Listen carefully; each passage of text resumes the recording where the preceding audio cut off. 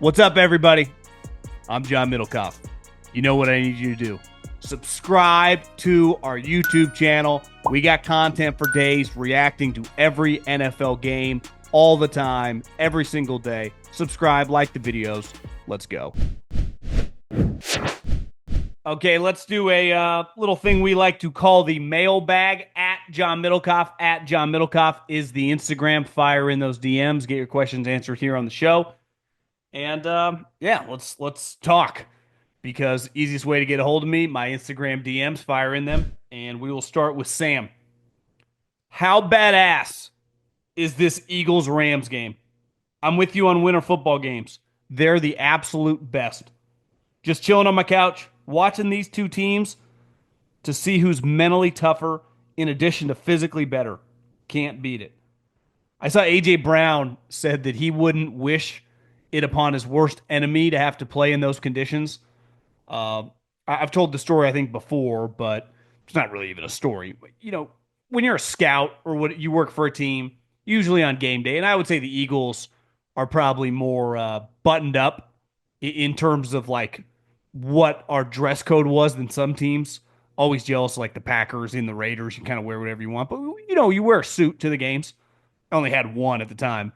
And I remember when it first started getting cold, probably about November, and you show up in the suit. And on the East Coast, and for those of you listening that live there, you guys have those big overcoats, right? So you have your coat, and then you have that long kind of like trench coat, thick, that just keeps you warm. Like I didn't even know what that was. We never had those in California. You wouldn't even need them. At most, we had like a ski jacket. You know, if you hunted, like a hunting jacket, but you wouldn't have those like nice kind of corporate coats, right? To either go to work or take your lady out for a night on the town. And I remember being on the sideline, getting there like 2 hours before game. I couldn't feel any part of my body. I had to go to the heaters because it was so cold. And that's the cool part about Philly. It's like, and it's the best part about the good teams in the NFL right now. The Chiefs, the Bills, the Ravens, obviously the Eagles. You just the Packers forever. You just get conditions, and conditions don't always have to be snow or rain. It could just be it's 7 degrees. You cannot feel your body, and then you factor in the snow. That first scene when Saquon busts his first run and scores a touchdown, and as he's kind of he entered the end zone on the left side, and then he kind of hung a right and ran down the end zone, and the snow just started falling. I'm like, this is about to be badass. Cool moment for the Eagles to win that game in the snow. Awesome moment, I thought, too, for the Rams to play like that in the conditions.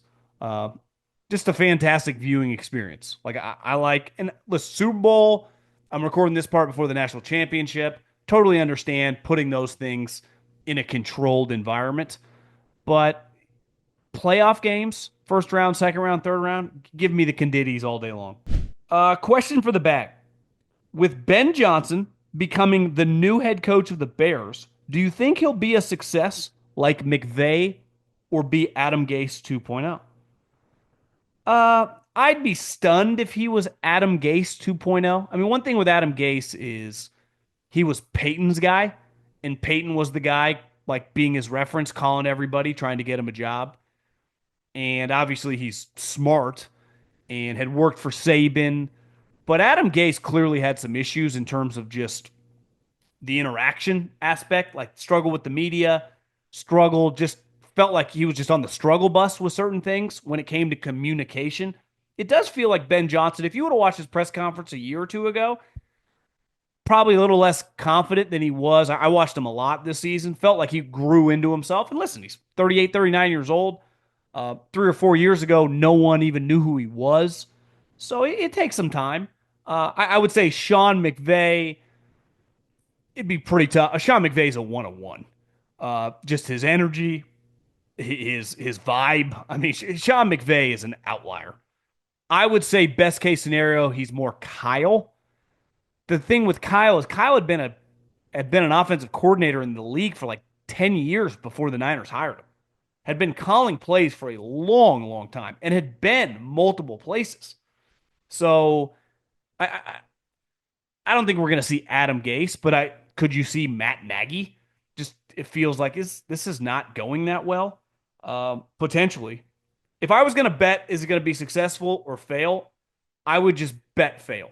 Question for the mailbag. Big fan, big Eagles guy from California. I understand Mahomes and Allen play a different sport than Jalen. There's no disputing that. But after this divisional round, they all had pretty much the same stat line, yet Jalen gets criticized for not being able to throw, and the other two are praised for winning. Why do you think the media shifts in the way that these quarterbacks are discussed? Thank you. Well, I would say, trying to get out of here. I would say that their history as throwers is just a little bit longer. I mean, Mahomes could have a game where they win, throws for 70 yards. Like once you rattle off three Super Bowls, you've won a couple MVPs. Like we've seen it. He doesn't have to prove anything anymore.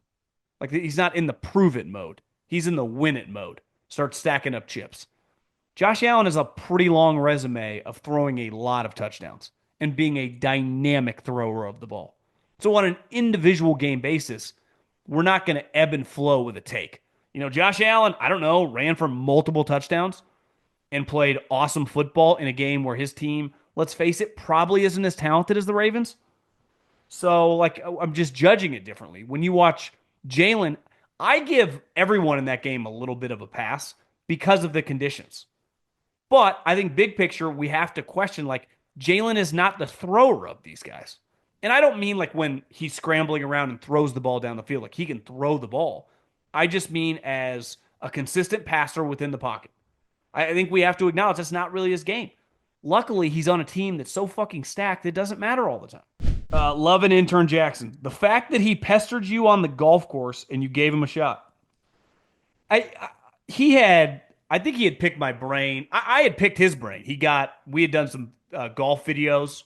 My guy named Luis, who's camera guy, who I had asked Jackson for some advice, people he knew that are kind of in that world. Because follow him on Instagram.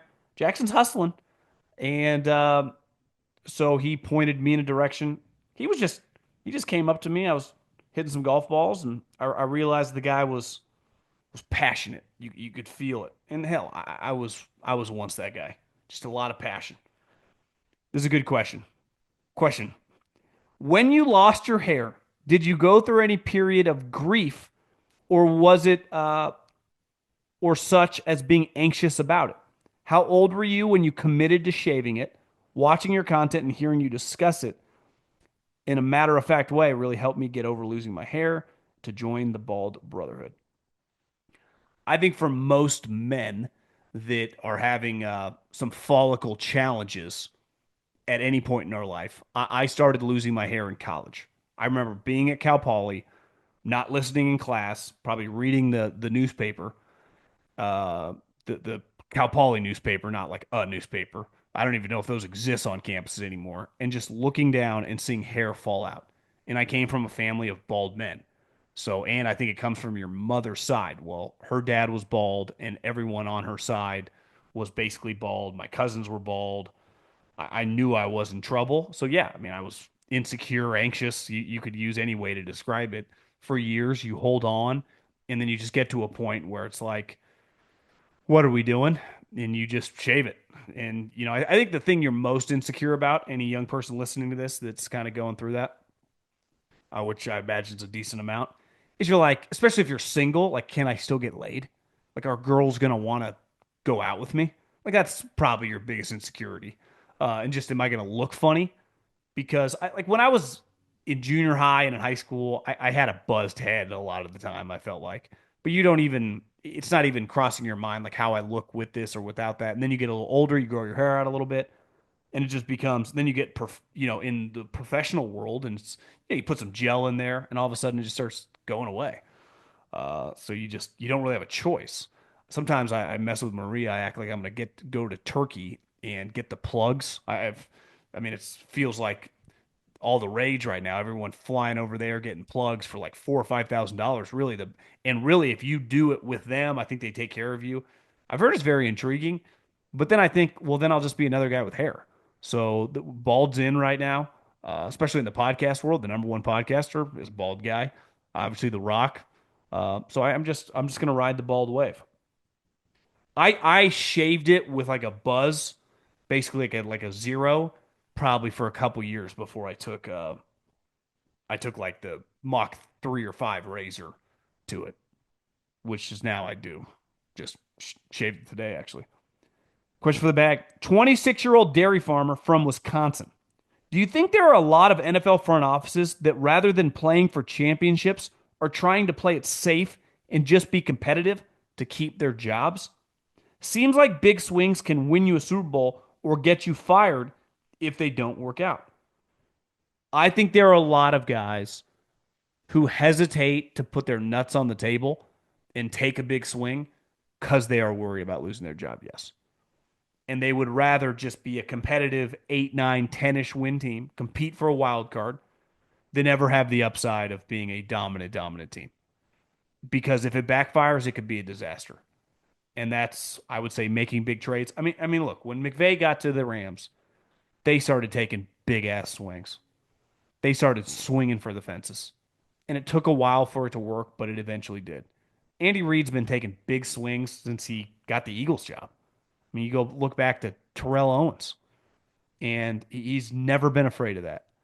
And are they all going to work out? Of course not. But you cannot be afraid to mix it up.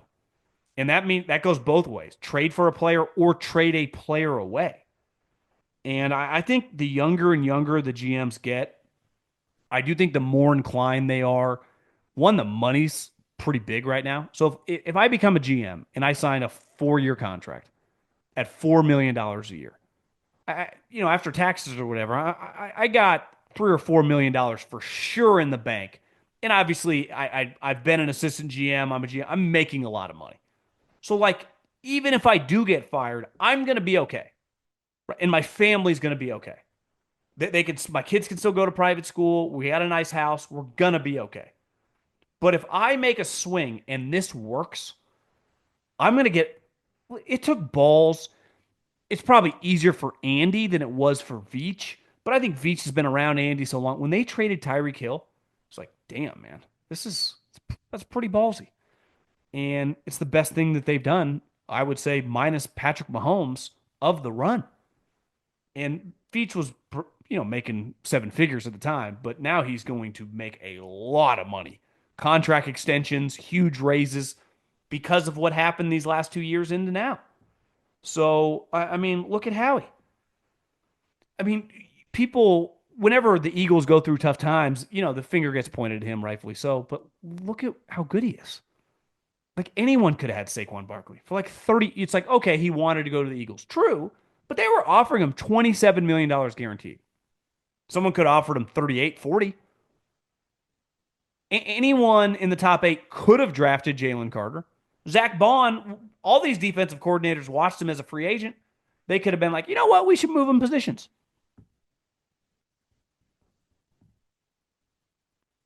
Got to have balls. I think once you're making a lot of money, I always do this in gambling. Like if I have $100 bet and it's parlayed and it's going to pay me like 5 grand, I always let it ride for the most part because I'm like, well, the high of watching this event is worth it for me on losing $100. I'm basically paying $100 for the entertainment. And every once in a while they hit. It's an incredible feeling. But if I bet 10 grand and I have the chance, and it's getting weird, and I have the chance to cash out mid game just to get my money back, sometimes I do that. Because, like, I don't want to lose. Not like I bet 10 grand on games. So let's say biggest bets I usually make are like up to 5 grand. I bet $4,000 on Penn State. That sucked. But I should have cashed out there at one point in time when they were up. But I was like, I thought they were going to win. And then it backfired, and I was furious for like 48 hours. I mean, that's lost a decent amount of money. I mean, I'm not just throwing around 4 grand on Penn State. I'm still pissed at them. Luckily, I battled back this weekend and got about half of that back. But I think part of it is when you take a risk, like what is on the line? And forever, like losing this job in the 90s, GMs weren't multimillionaires. So I was like, I want to keep this job for a long time. But you become a multimillionaire it kind of changes. You got something to fall back on. So you might as well, I don't want to say go for broke because you don't want to make bad decisions. You don't want to be an idiot, but you also like, what's the whole point of this? Try to win. Like that's why everyone gets into this business to try to win games or Super Bowls, right? Like Borgazzi leaves the Chiefs to go to the Titans.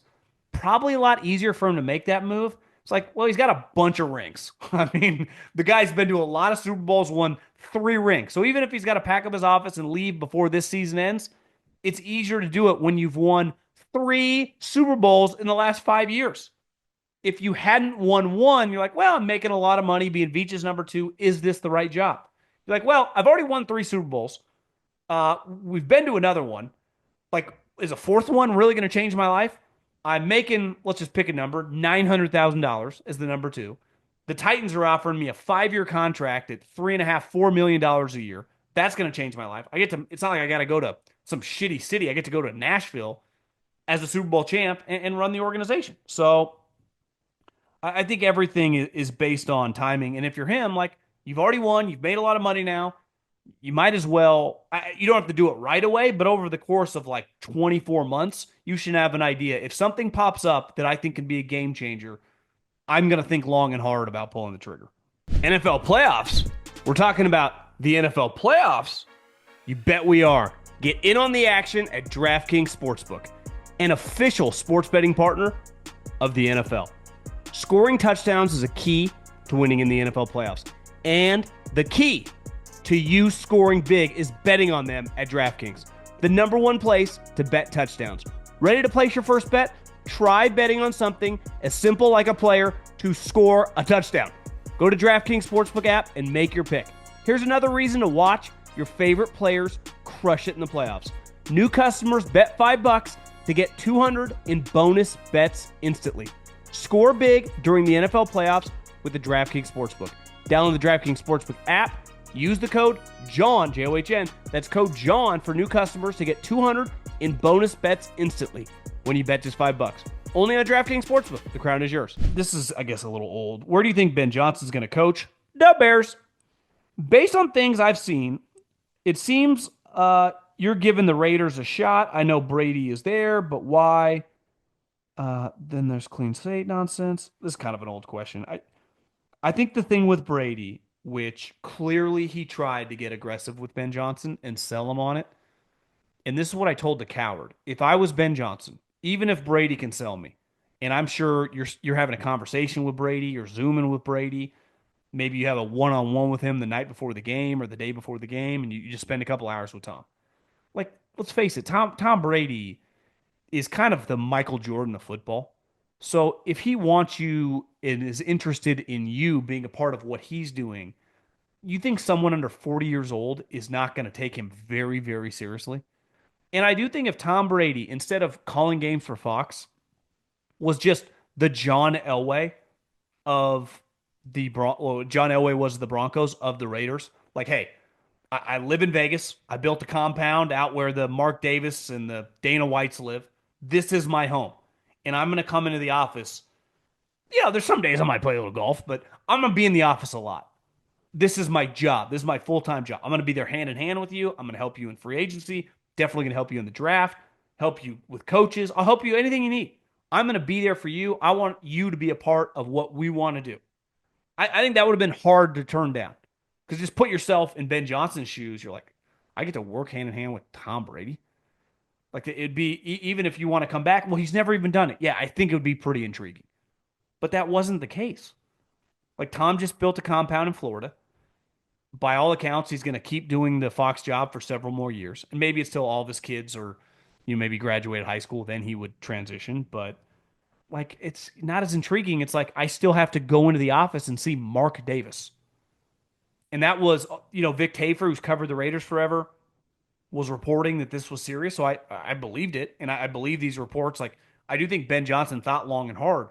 But I think one factor that would have to be, I don't want to say the deciding factor, but just an angle that makes you think long and hard. It's like, I still walk into that office and it's no different than the one Antonio Pierce or Gruden or Jack Del Rio. It's still Mark Davis. Tom can own some now. His partners at some of these big VC firms can own some. They live in New York. Tom lives in Vegas or in Miami or wherever, Palm Beach or Jupiter. I'm in Vegas with Mark Davis. I mean, that's what's going on. So I think, and the division he's in. Now, granted, the division he went to in the Bears is still really hard. So I think it's just as simple as Tom Brady not being around. Very sad Ravens fan. I agree with your take with Colin that Lamar played well.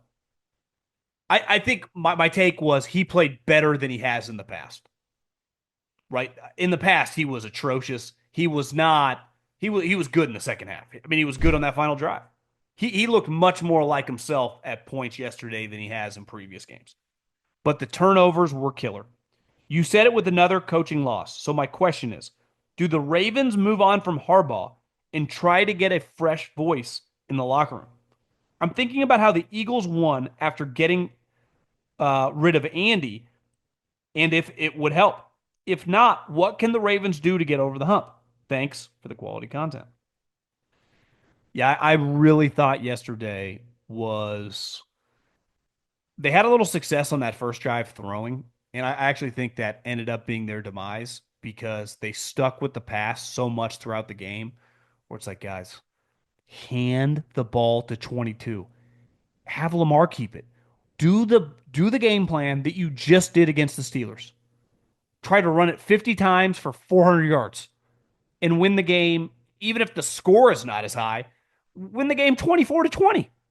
But it was like, no, we got to pass. We got to pass. And what happened? He made a killer mistake on throwing the pick.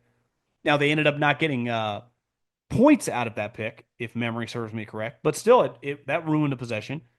And obviously, the fumble, I watched Lamar after the game, who was obviously, I don't want to say, I would say Dan Campbell was distraught. I would describe Lamar as being pissed off, and rightfully so. I mean, he knows what was on the line, and he was really mad at himself. And he took accountability and ownership on the interception. He called it awful. Didn't look off the safety and threw it right to him. And he said on the fumble, he's like, it was an RPO, so I couldn't throw it because our linemen were downfield. And I just tried to make a play, and the ball slipped out of my hands. But that play slipping out of his hands, Von Miller picks it up. That did lead to a touchdown, and it went to 14-7, which was a deciding moment in the game. So when I see these people arguing, defending Lamar, whatever, he was better than he has been in the past. But in that moment, this is where the coaching thing. Why wouldn't you have just ran it nonstop? How about the two-point conversions? I saw John Gruden on a clip talking about like, listen, in the freezing cold, in that moment, the guy's exhausted. Obviously, he should catch the ball. He's paid 14, $15 million when he's healthy. Mark Andrews is, I don't know, I mean, a top 4 or 5 tight end in the NFL. Definitely has been throughout points of time of his career. He's a really good player. He's a winning player. But like, there's a margin for error there. We have seen that player, not specifically that player, but in that situation, falling back, drop the ball. It's cold. It's harder to grip. How would they not run it twice with Derrick Henry, who looks like he's in the prime of his career? In this game, he was awesome. In this game, it was like, keep handing him the ball. He's bigger than their defenders, and he looked fast. To me, the first two-pointer where Milano tipped the ball and they didn't, that was crazy. They literally scored by just rushing it right down the field, and then they get to the 2-point and they call a pass. It's like, well, the guy was open. Yeah, he didn't complete it because the ball was tipped. Hand the fucking ball off. I don't think John Harbaugh is going to get fired. I think John Harbaugh is good. But I think offensively, what I don't understand about John Harbaugh, if that was Jim, they would have ran the ball 40 times. And they would have won an ugly game. I don't know, understand like what's going on. Just run the ball. You just did it against Pittsburgh, your bitter rival, and you just bludgeoned them to death. Why wouldn't you do that against the Bills? I don't get it. And I do think it gets back to on that first drive when they score a touchdown with Lamar making some passes. They're like, oh, he's going to be fine today. So it's not about that. Just win the game. That's why the Bills played like that. We're not going to turn the ball over. We're going to get into an ugly game. Once we got the lead, play smart, no picks, no fumbles, hold on to the rock. I mean, why'd the Rams lose? Awful turnovers down the stretch. If you were a Titans fan, what would you say they should do with the first overall pick in order to maximize their chance of getting back in the playoffs in the next few years?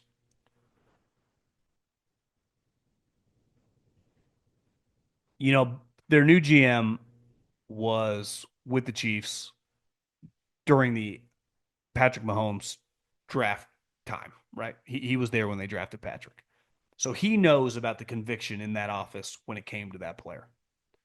Brian Callahan was in Cincinnati when they drafted Joe Burrow, number one overall. So both these guys have seen quarterbacks change the lives of everyone around them. Brian Callahan is the head coach of the Tennessee Titans because of Joe Burrow. Mike Borgonzi is the general manager of the Tennessee Titans because of Patrick Mahomes. Obviously, there are other variables there, but they'd be the first to tell you that Joe Burrow and Patrick Mahomes are the most important players in the history of their career as coaches. So, as the number one pick, if you don't have 100% conviction to take Cam Ward, I would not do it. I would not do it. If there are questions, I'm not risking it. Because for as awesome as Burrow and Mahomes and some of the, we have seen other guys destroy people's career and literally derail it. So I would have no problem. I don't care what the media says. I would just sell my owner on this. We don't like this guy enough. If we don't, and if you do, draft him. But to me, that is the number one conversation. Do we take this guy number one overall? I don't think you can take Shador Sanders number one overall. And I don't think he would go one overall. I think he's, I, I think when the dust settles, he'll end up going somewhere between like 3 to 10. Uh, I think a lot of people struggle with guys like him who physically, like, he's not Jaden Lamar athlete by any means. Hell, he's not even Bo Nix as an athlete. And his arm is like, okay. It's like Jared Goff. And again, I'm a Shador fan. He's a good player. But when you take guys like that number one overall, it's pretty risky. I'm much more inclined to take the traits guy number one overall.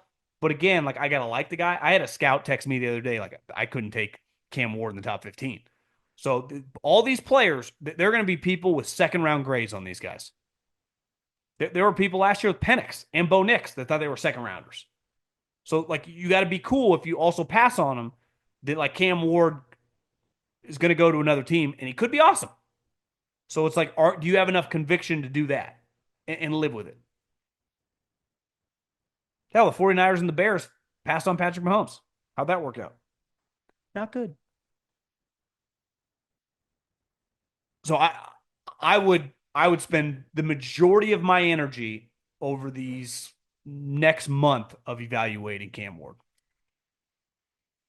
I bet Borgazzi has watched him, but nowhere near like they were never going to draft him in Kansas City. So it's like, yeah, I've seen him on some cross tapes. Maybe I wrote him up, but did I really study him? I'm talking about really studying.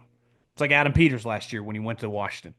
I think he said during his introduction press conference, like, yeah, I need to really watch these quarterbacks because he hadn't watched them in San Francisco to the level in which you have to watch them. And then at the end of the day, he made a decision. Uh, and that's the hard part about this year.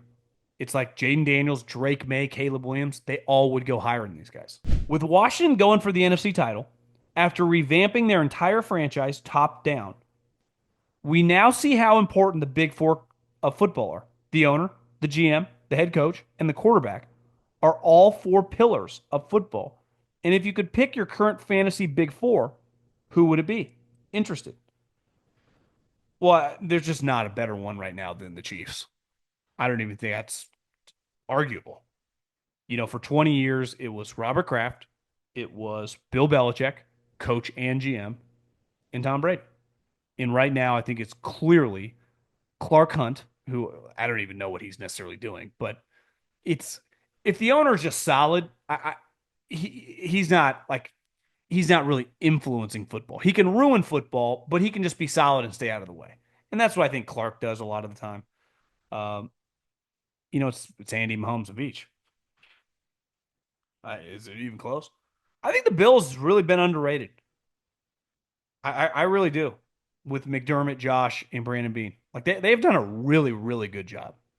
They really have. I mean, they have been, this is their what, third AFC championship or second? They've played the Chiefs. Uh, let's just go to Sean McDermott. I always get this messed up. I know they'd been to one other one. Have they played him twice in the second round? So in 2020, they lost to the Chiefs in the AFC Championship game. In 2021, they lost the 13-second game in the AFC divisional round. Last year, obviously, they lost in the divisional round. So this is the second time they have played the Chiefs four times in the playoffs since 2020. I said it to Colin. I'll say it again. Like, this is the new rivalry. Bills Chiefs. Now it's been one sided. Can the Bills finally win? If you believe that, you can get the Bills as an underdog. I've been telling my buddies to start listening to you. I like you, Steve. Question: why did you ever get into scouting in the NFL? Seems like a well paying profession, and would you ever go back to it?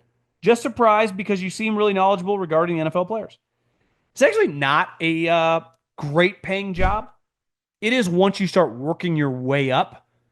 You know, my buddies now that are in their mid 30s or early 40s are making good livings. But when you first get into scouting, you are not making much money. I when I first got hired with the Eagles, I made $25,000. My second year pro scouting, I made 45. My third year, I made 50. And I was 27, 28, 29.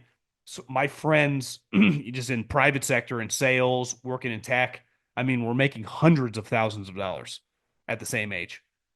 I mean, it wasn't even. I was by far the poorest guy I knew of all the people I went to college with. Wasn't even close.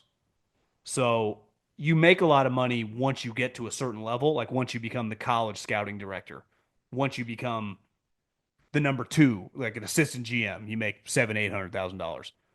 But I think the average scout, like just a college scout, I bet the average is low six figures, which again is not a bad living, but this is not a 9 to 5 job. So if I'm paying you $110,000 and you're 37 years old and you have a wife and a kid, it's not like you're home a lot. You're working 70, 80, 90 hour weeks. You're going to games on the weekend all the time. Like it is a fucking grind. Even if you're making, let's say you're a longer tenured guy and you're making 150, 200 grand, like relative to the time, like you are spending a lot of time, and I mean a ton of time, 6, 7 months of the year. I mean, you're having 90, 100 hour weeks also gone. Part of that is you're driving or flying or traveling.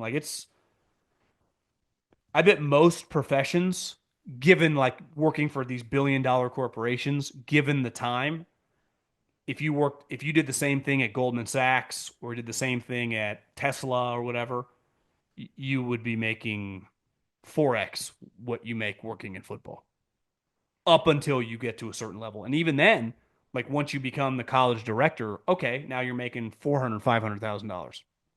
You are still working insane hours. That's the thing. Like coaches, it's like, okay, yeah, you work crazy hours. The quarterback coach is making 950 grand. The offensive coordinator is making $2.5, $3 million. It's the defensive coordinator, like Vic Fangio's, okay, works 80 hours a week. He's making $5 million. Sirianni, people question what he's doing. He's probably making 7.5, 8. Kevin O'Connell's mad because he's making 7.5. Wants to make 14.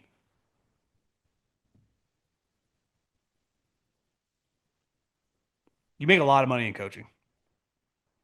Coaches make dramatically more than scouts. And I would say scouts don't work as much hour wise during the season because coaches' hours are insane. But like if you're out of the playoffs right now, you're on vacation. Like you get several weeks off. Scouts work January, work February, work March, work April. Okay, they work basically double the amount in terms of months. Just standing up for my people.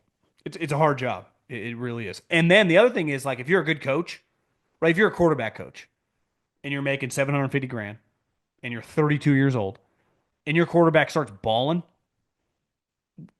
everyone starts interviewing you to become an offensive coordinator. But if you're like the SEC scout for your team, like you do the South, and you're awesome, like you're like 9 out of 10, like you're a stud, like you're like you know what you're doing. Who beside people on your team know? No one outside, like on other teams, know. So unless your agent's kind of gassing you up, or you know some people in the media, no one knows how good you are. It's a weird profession, but no, I'm not going back. Like doing this. This was my calling, and I just got into it randomly because I played high school football. I just loved it. I mean, I was terrible, but I just being with your friends, the sport, the practices. It was just there was something special about it, and I loved football well before I ever started playing it as a young kid. Uh, and then you go to college and you realize you've been playing sports your whole life, and you kind of have this void. And I just kind of got back involved with the athletic department at Cal Poly, and I kind of got involved with the football program, and just kind of, I would say, organically took off from there. Why are there only three teams running the Tush Push? The play is almost unstoppable, and now the Ravens have shown it can be run with a tight end under center to eliminate the injury risk to the quarterback. Well, okay, let's take the Chiefs, because I guess you're saying that the Washington Commanders do it with Mariota, the Eagles do it obviously with Jalen, the Ravens do it with Mark Andrews, uh, the Bills I would say do variations of it with Josh. I think the Chiefs, Mahomes has gotten injured on the quarterback sneak before, and I'm sorry, like I'd rather punt than have Mahomes get hurt. Who would do that for them if you remove Mahomes? It's not really Kelsey's thing. I mean, Kelsey's Mark Andrews is just different body type, especially at this point in time. Could you have like Kareem Hunt do it? He's never done anything like. I just don't know who on the Chiefs would do it. Could Chris Jones take the snap? Current graduate student from intern Jackson's alma mater, the University of Montana. Go Grizz. I'm a lifelong Cowboy fan. And as my dad grew up and filled my head with the stories of the good old days from the 90s, my whole life, they've been mediocre. My question for the pod is this. Realistically, what are the incentives that Jerry and the Cowboys ownership has to get back into Super Bowl contention?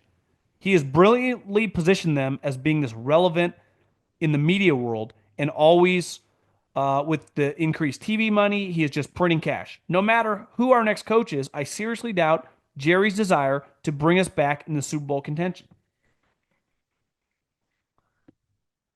P.S.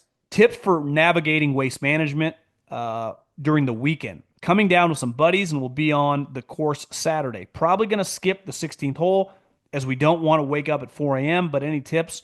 What holes to camp out at, or the nightlife after the sun goes down? Something we can do best. Uh, I used to would have said the front nine, but I would say one thing over the last couple years, I feel like even if I'm just not even there and turn on the television in the morning, the front nine is packed. But I would say nine, eight, seven, six. If you're able to get some passes into some cool situations, I mean, it's hard to beat 17 and 18. That's it's already up right now. It's like one gigantic bar. But if you don't, you just have general admission. I think the front nine go like whole nine backwards. I think is tough to beat. 12 probably underrated par three. And you can see them coming in on 11, hitting into that green as well. Is cool. Hopefully the weather it's not as cold this year. I would say I think Jerry definitely wants to win a Super Bowl. I think every human being would agree that. If you said, "Hey Jerry, do you want to win a Super Bowl?" When he says yes, he's not lying. So I take Jerry at face value of he wants to win a Super Bowl, but he wants to do it his way. Like look at who they're interviewing: Leslie Frazier, Brian Schottenheimer. What is this real life? Robert Sala? What are we doing here? That's Jerry. He's going to do it his way, and it doesn't work. at the highest level. Like they've had successful seasons. Like you said, they're a well-run business. They're a well-run entertainment entity. But when it comes to, will he do absolutely anything he can to win a Super Bowl? No, he won't. And I think if you're a Cowboy fan, you almost just got to ride it out. You just got to ride out this Jerry Dak era, which I think probably already peaked. I mean, do they have 12 games in them this upcoming season? I would say probably not. I think the big question mark this offseason is, would they trade Micah Parsons? And would that be the right move to trade Micah Parsons for a couple first round picks? Like, would you trade him to the Detroit Lions for their 2 1s? Who knows? Maybe not even. Would you trade him to an AFC team? Would you trade him to, I don't know, you pick a team that would be interested? I think you'd have to think long and hard about it. I actually think he makes some sense for like the Washington Commanders, but I don't think if you're Jerry, you'd trade him there. He makes a lot of sense for the Commanders, actually, but I just don't think you can do that. So I think you're kind of stuck in this mold of kind of is what it is. And there's a circus element to your team that years like this feel bigger than the actual team, which kind of sucks. But that's kind of Jerry's MO. It's like it's almost like he's Martin Scorsese or Steven Spielberg, right? Like he likes directing the show more than he cares about like at the end of the day what happens to the movie.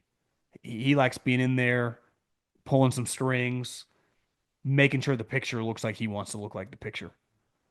Whether that's going to be a good movie or a bad movie. He just wants it to be an entertaining movie. And he will never give up that director's chair. He's never given up the GM spot. He's never going to be an absentee owner at this point in time. I remember when they first won Hard Knocks. I think the Ravens were the first ever team on Hard Knocks, and maybe the Cowboys were the second. And Jerry gives a speech at the beginning of training camp that was essentially like, "I could be anywhere in the world right now, but I choose to be here with you." I think that sums up Jerry very well. He likes telling you, like, "I don't need to do this."